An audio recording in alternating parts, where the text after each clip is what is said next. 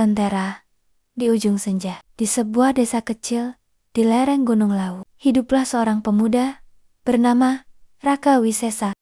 Rambutnya selalu terikat kain lurik, sorot matanya teduh, seperti telaga pagi. Sejak kecil, ia diasuh oleh Mbah Wiryo, seorang sesepuh desa yang dikenal bijaksana dan jarang bicara. Namun, setiap katanya mengandung makna. Setiap menjelang senja, Raka biasa duduk di pendopo bambu, menyalakan lentera minyak peninggalan leluhurnya.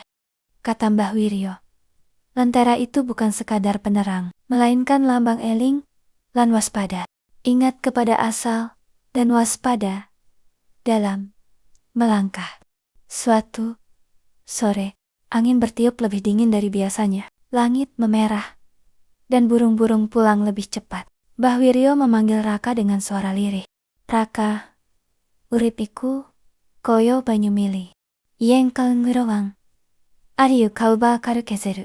Ien kauma, nyu kauba, karute, kansegoro. Raka mengangguk, meski belum sepenuhnya mengerti. Malam itu, desa kedatangan utusan kerajaan yang meminta pemuda-pemuda desa mengabdi sebagai prajurit. Banyak yang bersemangat, namun hati Raka bimbang. Ia ingin mengabdi, namun tak ingin meninggalkan Mbah Wiryo sendirian.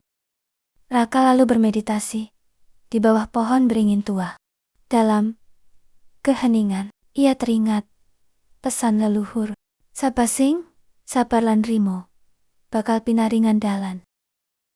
Keesokan paginya, Raka memutuskan tetap tinggal di desa. Ia merawat sawah, membantu warga, dan menjaga nilai-nilai leluhur.